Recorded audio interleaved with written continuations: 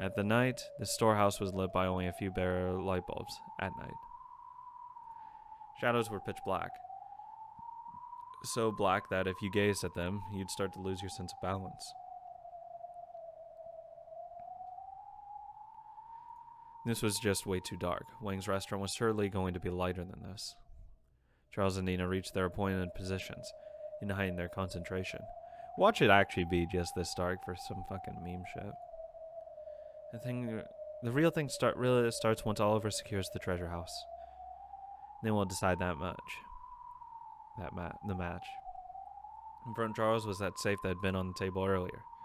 Charles put the key into the keyhole and tested its feel once again. I'm ready whenever you are. Nina, bring it on. Bring it anytime. Let's do it. Let's go. You got really gotten good with that new slingshot, huh? Leave it to me. By now, it's part of my body. Nina easily pulled back the new powerful slingshot band for show. For now, though her upper arm was still just as thin, it seemed to have a wild resilience to it. I mean, once you get used to it. Start the test whenever you like. Give us the signal. Nina would snipe the distant target in the dim light with a lot of force. Just gonna fucking kill someone. And I'll be into it. And Charles would take a key he had stolen and also in the dim light, throw it accurately to a certain spot behind him. Both of them had to perform those actions accurately, silently, and with the movement small enough not to arouse suspicion. Okay, then we'll begin when Zell counts to 3. Everyone, I'm going to count down. It'll go 3, 2, 1, and then you'll start on 0. Okay. We'll do it on our first try. You ready to, Oliver? Oliver waved his hand in response.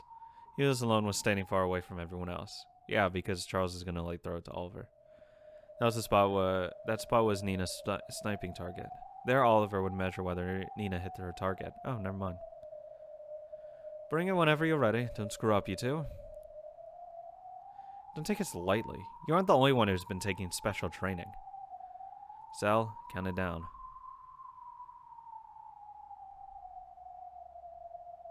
Here I go. 3, 2, 1. That instant, Jalon held up her hand as though signaling someone. And she did. A GDS man standing on alert suddenly flipped the electrical breaker. Immediately, the storehouse was covered in complete, lightless dark. At the same time, Zell yelled 0. Fuck off. Just in case, the lights get cut, and you're you have to be able to do this, blind. Nina's gonna fucking kill someone. Oh, no, never mind. He throws the key to her, she's gonna put it on the band, and then it's gonna shoot it, right? That's the whole meme? Maybe. After a long silence, the man flipped the breaker back. I assume. I'm starting to make a lot of assumptions, fuck. The bare light bulbs in the storehouse let out a faint light again. Charles and Nina were still frozen in the position they'd ended their work in. It was as though the film had been torn. Oliver, did it work? How's it look? Charles and Nina looked at Oliver. Jalon and the GDS men also looked at Oliver, waiting for his judgment. Eventually, Oliver grinned. We wandering dogs are invincible. How is it, Oliver? You guys did it! Ha ha ha!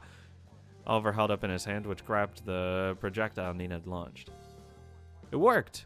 Charles and Nina's concentration and special moves were no longer so frail that they relied on vision alone. Actually, it'd be even harder to do with your eyes open. Don't underestimate. How much do you think we train? We can make it. We can do it, you guys. Right now, the impossible has become possible. Jalon was stunned. There's probably no point in further testing the skills they'd gained in such a short time. But how could they use these skills to defeat Wang's castle? To steal a key from the pocket of the cautious Wang. To overcome the contraption that made the locks only openable while the clocks chimed. And to finish things during the short and uncertain length of time before Wang noticed that the key was missing. Even if they used some sort of magic and managed to rescue Zell's father, they wouldn't be able to leave alive once Wang noticed that the key was gone. At worst, he might notice the absence of the key within a minute, or even a few dozen seconds. However, it was a fact that to make this plan, they were betting their lives on succeed. They succeeded. They had trained and mastered their respective goals. By this point, there was nothing to do but watch to see how it unfolded. Xiaolong quickly communicated her surrender to Zell and disappeared. She still couldn't imagine the entirety of the plan. However, it was an inescapable fact that Li had approved it. Now, there's nothing to do but trust them. Thanks, everyone. Thanks for... And by the way, the person shredding this is going crazy. Thanks for doing so much. For such a ridiculous plan. Even that ridiculousness isn't ridiculous now. If it's based on carefully laid preparations and planning, it's inevitable. Right now, we understand. We know how Wayne felt just before the legendary night. There's this strange exhalation that makes you sure we won't fail. Yeah, we'll be fine. Exaltation. Let's do it. We'll rescue Zell's dad no matter what. Thank you so much, everyone. I'll never forget this. It's the other way around. We'll never forget what you've done for us. This only covers a bit of the interest of what we owe you. I mean, she has been, like, really fucking great to him. Let's make this work. We're the strongest, the wandering dog. We're the strongest. The wandering dogs. Yay! Yay.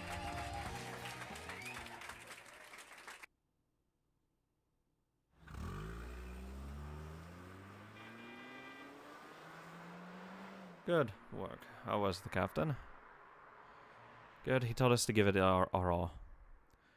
If he said that, then fine. It seems money is what matters in this world after all. Tomorrow, the time is almost upon us. They've been invited to Wang's restaurant again. They were been asked to give their official answer to the ultimatum. Yay, get fucked, buddy.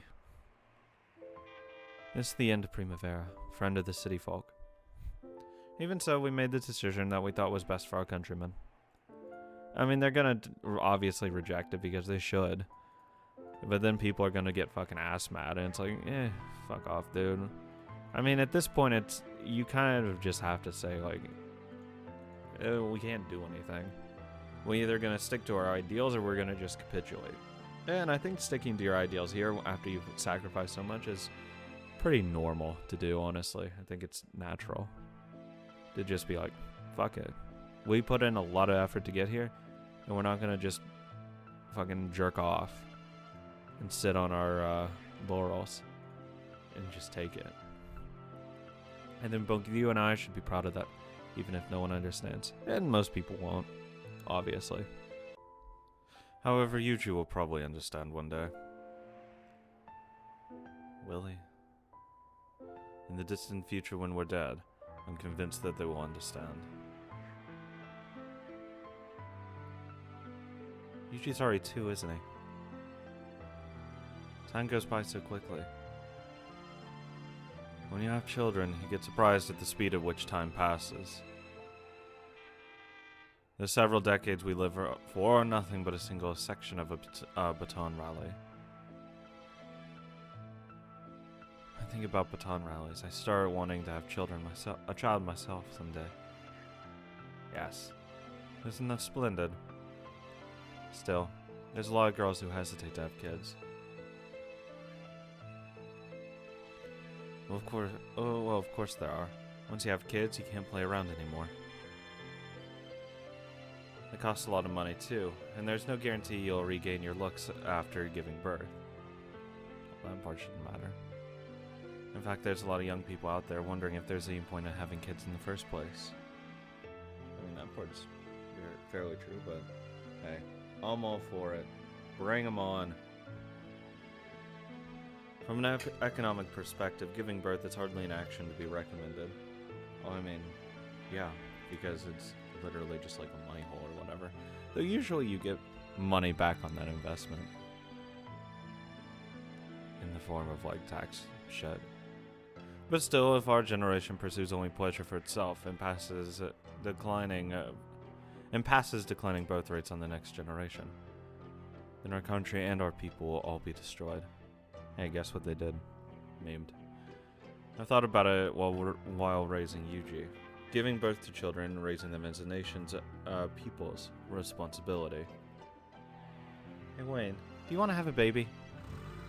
Wayne was holding the steering wheel, remained silent for a while before speaking.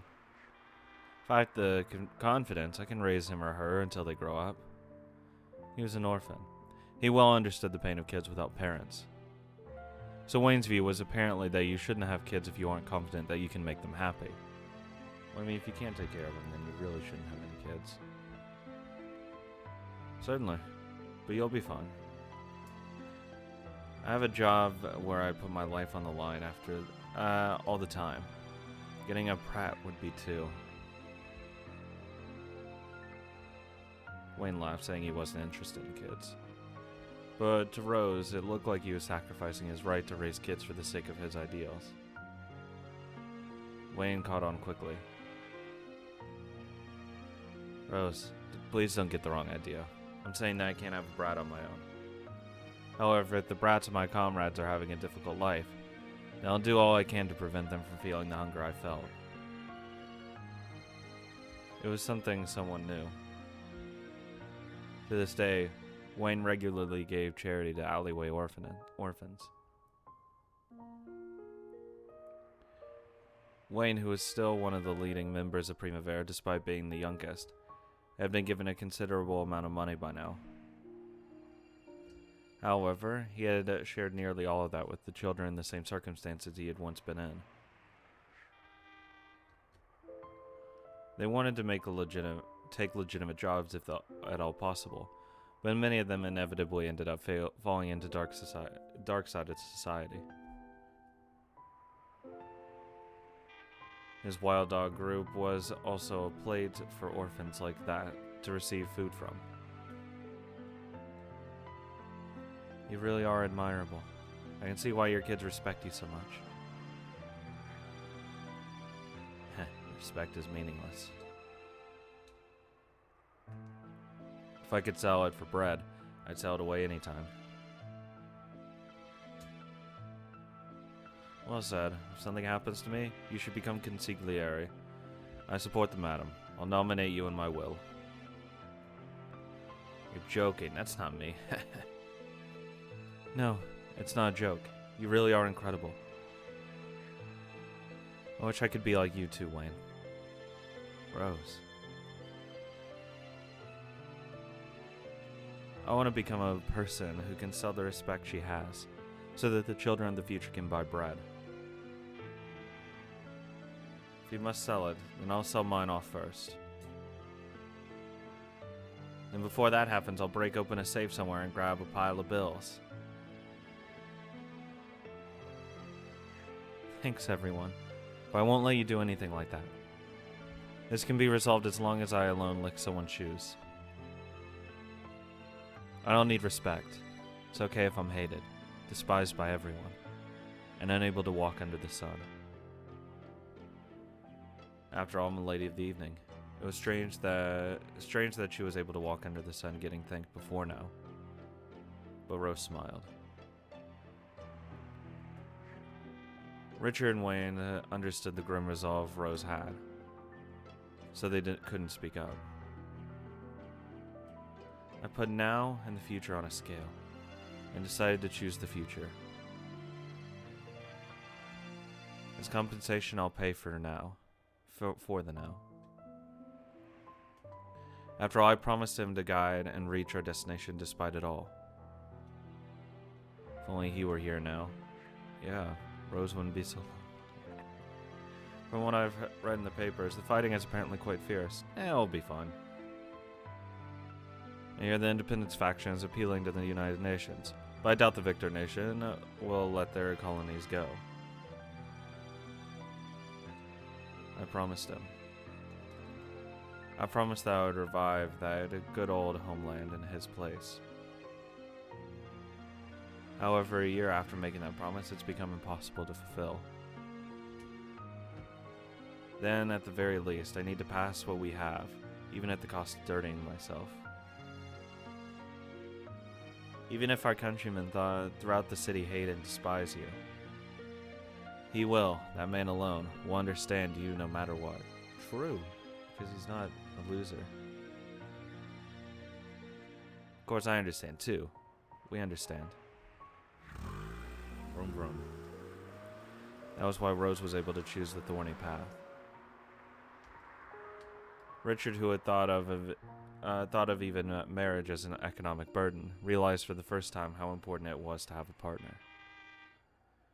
And for the first time he understood that it was impossible for a single person to change and guide the world. After all, the individuals known as humans are so weak and lacking in bravery. No one can remain sane after having the whole world as their enemies. Well, yeah, no shit. However, even if there's just one absolute ally whom you can always trust will have faith in you, then you can take on the whole world. You can find the courage to do it. Well, because then you know you're not alone in all that. Starting tomorrow, I'll be the new Madame Rose. And Primavera will be a new Primavera. I'm prepared. Me too. So am I.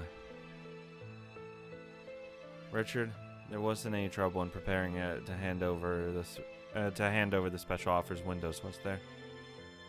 Not at all. Though the great and mighty Director General did it begrudgingly. On the inside, he probably doesn't want to hand the City 23 special offers windows over to the Chinese.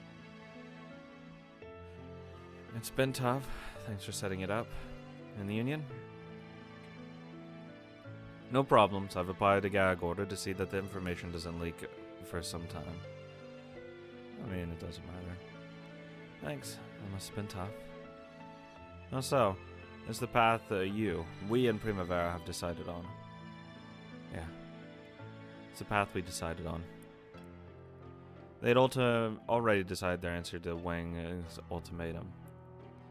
Would they accept Wang's demand and that they hand over the special offers windows and break up the Japanese labor union or not? If they refused, the fragile Japanese colony born in City 23 would be overwhelmed and crushed by a torrent of goods. As they'd already heard from Claudia's info, several big Japanese businessmen had been already nearly won over by the GDS. Fuck these people. I hate them. Merchants are clever. Their sense of who to bet on to make the most money almost always amounts to foreknowledge. Overwhelming money and things. And it was the same in the war as of that war. There's no chance of victory from the beginning.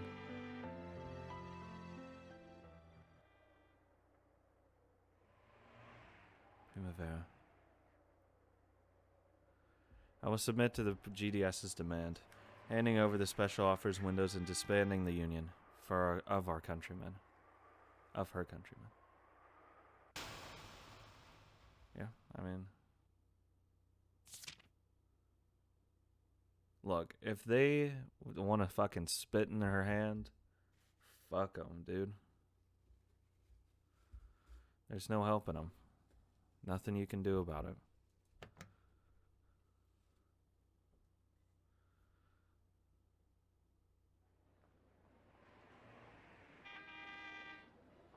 The Wandering Dogs in Primavera. The fateful day for both groups had arrived. To Zell and the others, it was the day of a decisive battle, their first and last chance to rescue Zell's father. To Primavera, it was the day to decide whether or not they would swear obedience to Wang and the GDS. October 20th, 1948, Wednesday. The weather was oddly hot and humid for the season. There were signs that it would drizzle a bit in the evening, but in the end it didn't. For some strange reason, in the quiet right before the typhoons and storms approach, one feels an unusual exhalation, perhaps caused by changes in atmospheric pressure. This day was filled with such an unusual tension atmosphere. Best path to the bright future.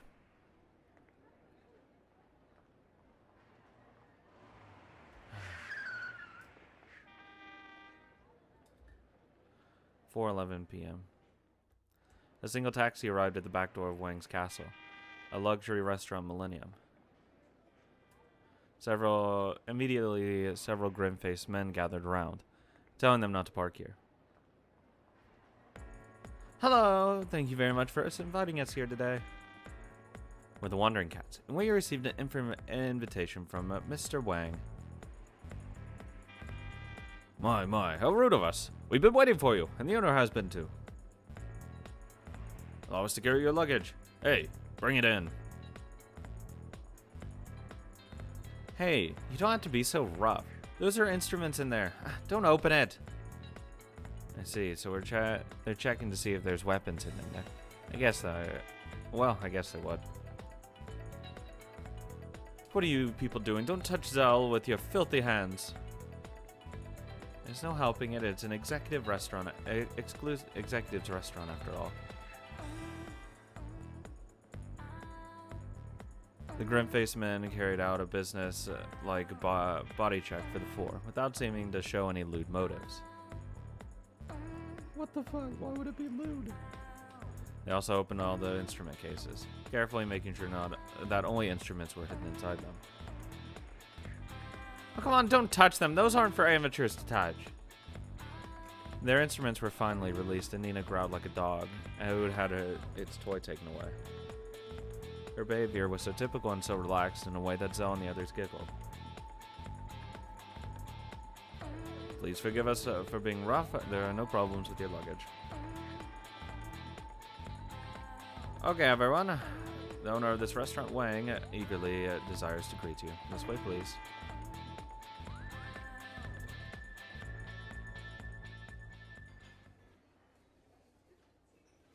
(4:11 p.m.) 4:18 p.m. Sorry, it was 4:11 last time. The wandering dogs entered the Millennium. They were guided to the owner's room, which was near the 5th floor treasure vault. Well, let's just fucking kill him. I mean, that is an option, too. They knew it well from the plans of the building, but this was the first time they'd seen it from the inside. After all building plans are flat, the real thing is 3D. Well, and there's, like, physical stuff everywhere. They couldn't help but be overwhelmed by the impact of the vast 5-story open area. For the people who called themselves alley rats, it must have looked like a scene from another world.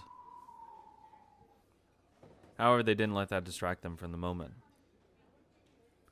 With razor-sharp eyes like those of wild animals, cautiously tracking its prey from the shadows, they accurately pinned down the location of their respective spots.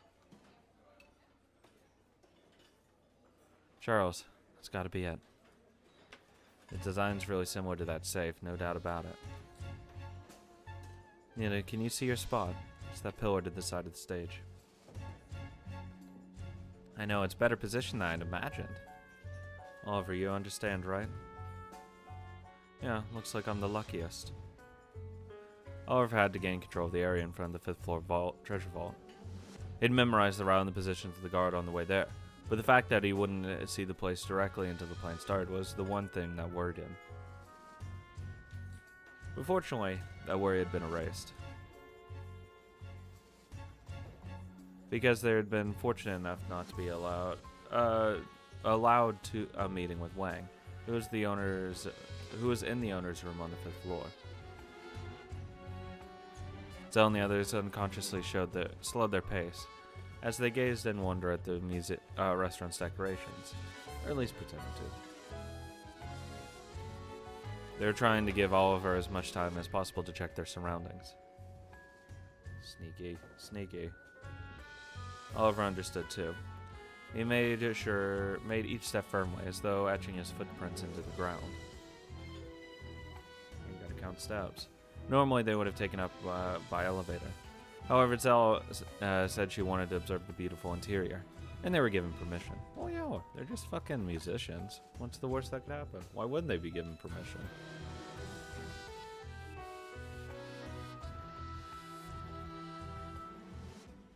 So, think it'll work? It's a good carpet, nice and fluffy. Yep, perfect for hiding your footsteps. Will it get in the way of your footwork? Not at all. Not unless the guard's wearing a suit of armor. I mean, he could be. But it's like Lee's info said. They've casually placed lookouts on all the floors. Of course, the cautious Wang had guards stationed on every floor. However, there is a minimal number of them, and their positions weren't ideally suited for being lookouts. After all, this was a restaurant aimed at executives. Having grim-faced men staring down at you from above wouldn't improve your meal. No, probably not. For that reason, there are very few guards stationed in places where the guests wouldn't notice them, unless you know what you're looking for. According to Lee's info, the practical security of the restaurant was borne almost entirely by people on the first floor and the backyard. The lookouts on the upper floors were just put there as precaution, and strictly ordered not to disturb the executive atmosphere by letting the guests see them. Well, I mean, there's no point to them. That's what the outside guards are. How is someone going to sneak in? It's impenetrable. That may have been why people working security on the second floor and up apparently thought of this as an easy job that they could relax at. In other words, their guards were down, relatively speaking. Oliver confirmed this with his own eyes. The room that formed the entrance in the 5th floor treasure vault came into view.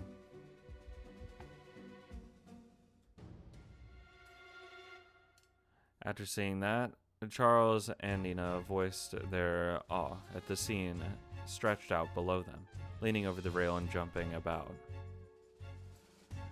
Their guides laughed at the antics of these excited poor people. Fucking poor people. During this time, Zell and Oliver casually checked the entrance to the vault. But there were 3 vaults. Their entrances were connected in this small room. And the door on the left. Behind the door was where Zell's father was being confined. And there was always one guard in front of that door. Even by following the optimum route, making the best use of all blind spot, this one person would have to be defeated head on. Their eyes met immediately, and the guard motioned for them to stay away.